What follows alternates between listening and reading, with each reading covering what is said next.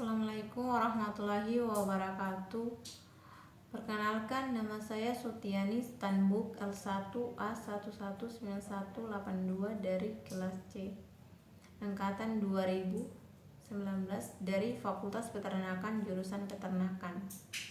Oke, di sini saya akan menjelaskan tentang materi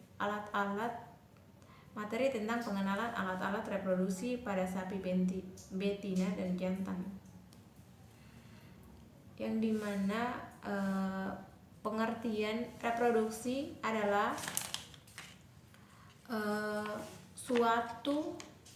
suatu fungsi tubuh yang secara fisiologik tidak vital bagi kehidupan, tetapi sangat penting bagi kelanjutan keturunan suatu jenis atau bangsa hewan. Adapun proses reproduksi baru dapat berlangsung setelah hewan mencapai pubertas atau kedewasaan kelamin.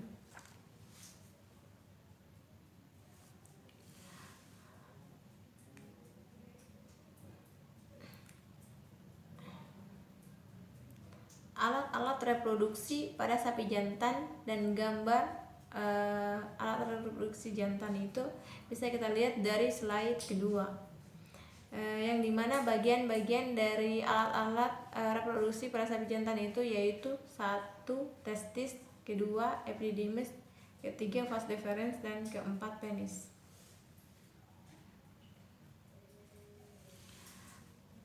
Pengertian testis atau fungsi testis ini sebagai organ reproduksi primer pada ternak jantan, sebagaimana halnya ovarium pada ternak betina. Testis juga dikatakan sebagai organ primer karena berfungsi untuk menghasilkan gamet jantan spermatozoa.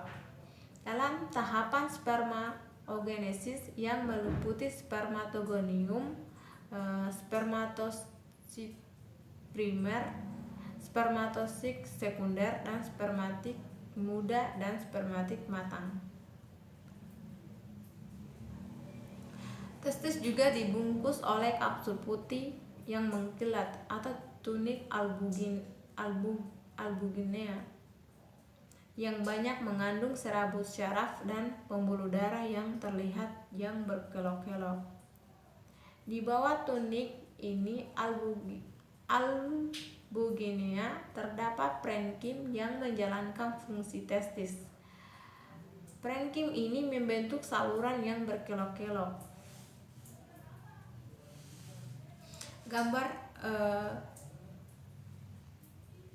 Gambar testis bisa kita lihat dari slide ketiga. Terus alat reproduksi yang kedua itu epididymis, yang dimana epididymis ini merupakan saluran reproduksi yang amat penting karena saluran sangat menentukan kemampuan fertilitas sperma yang dihasilkan.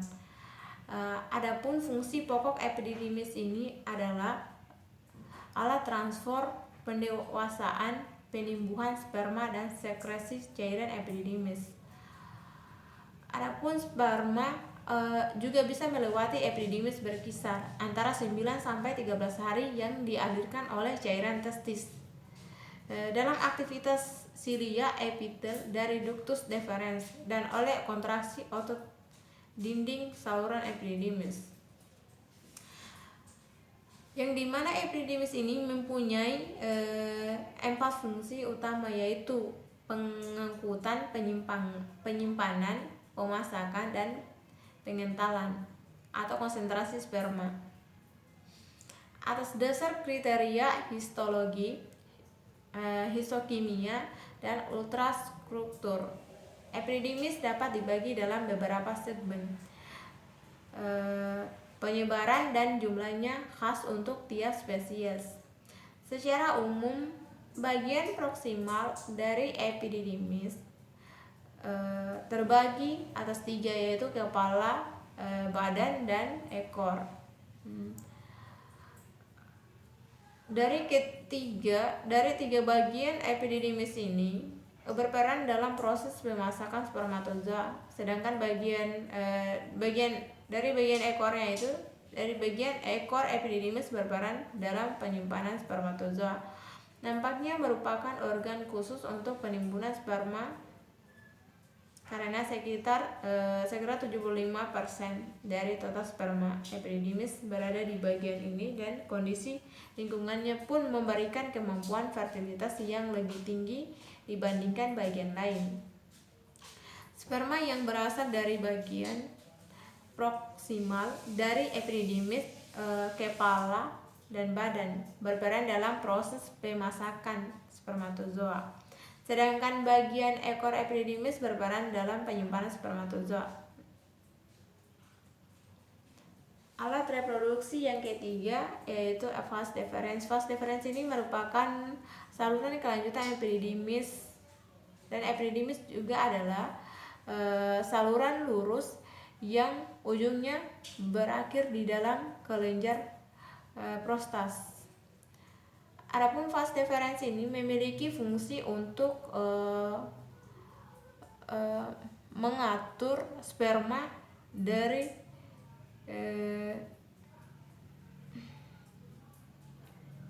saluran pendek yang menghubungkan kantung semen dengan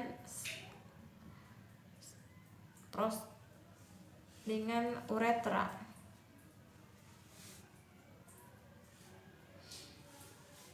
Alat reproduksi jantan yang keempat yaitu penis, di mana penis ini memiliki organ kopulasi pada hewan jantan adalah penis. Penis juga dapat dibagi menjadi 3 bagian, yaitu glans atau alat gerak bebas, bagian utama atau badan dan krukula atau akar yang melekat pada ischial arch pada pelvis yang tertutup oleh ototishiocavernosus. Struktur internal penis merupakan jaringan cavernosus atau jaringan erektil, yang dimana terdiri dari sinus darah yang dipisahkan oleh lembaran jaringan pengikat yang disebut dengan septa. Septa yang berasal dari tunika albuginea, kapsula berserabut di sekitar penis. Bisa kita lihat dari gambar di bawah ini.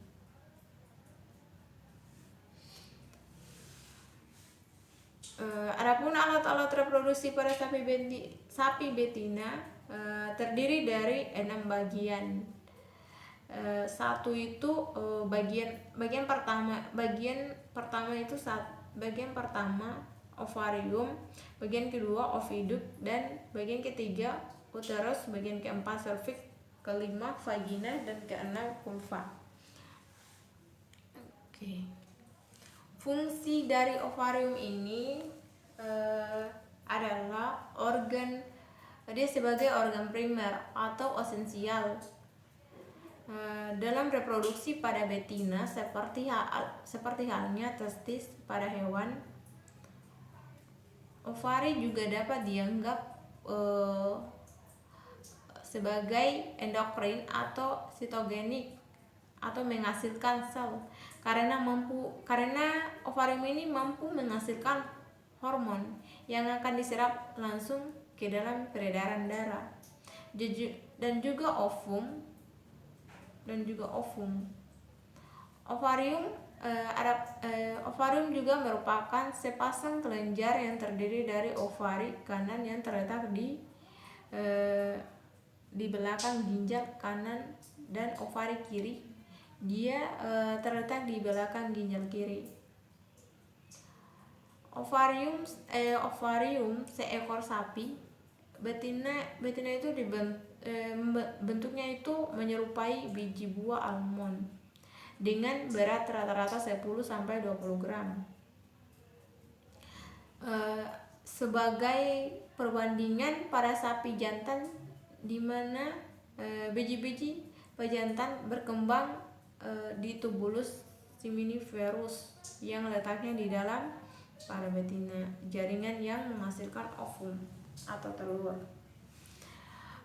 berada sangat dekat dengan permukaan ovari. Adapun fungsi ovarium sendiri yaitu memproduksi ovum, penghasil hormon estrogen, prosteron, dan inhibin. Alat reproduksi bagian kedua yaitu ovidus, yang dimana ovidus ini merupakan saluran yang bertugas untuk mengantarkan sel telur atau ovum dari ovarium ke uterus. Ovidus juga digantung oleh suatu ligamentum yaitu mesosalpin, yang merupakan saluran kecil yang berkelok-kelok dari depan ovarium dan berlanjut di tanduk uterus. Ovidus juga terbagi menjadi 3 bagian. Bagian pertama adalah infundibulum, yaitu ujung ovidus yang letaknya paling dekat dengan ovarium. Infundibulum ini memiliki mulut dengan bentuk berjumbai yang berfungsi untuk menangkap ovum yang telah diovulasikan oleh ovarium. Adapun mulut infundibulum ini disebut fambria, yang salah satunya ujungnya menempel pada ovarium sehingga pada saat ovulasi dapat menangkap ovum.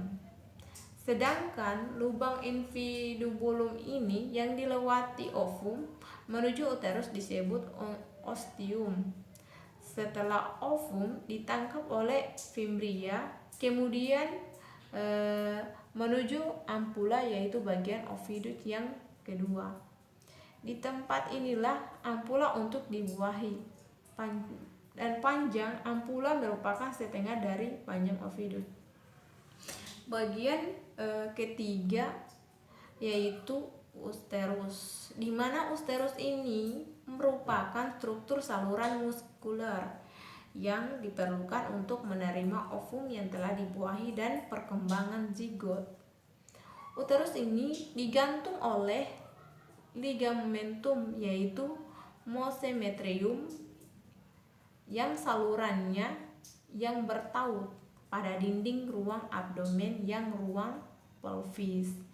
Dinding uterus ini terdapat 3 lapisan, yaitu lapisan dalam disebut endometrium, lapisan tengah disebut mesometrium, dan lapisan luar disebut perimetrium.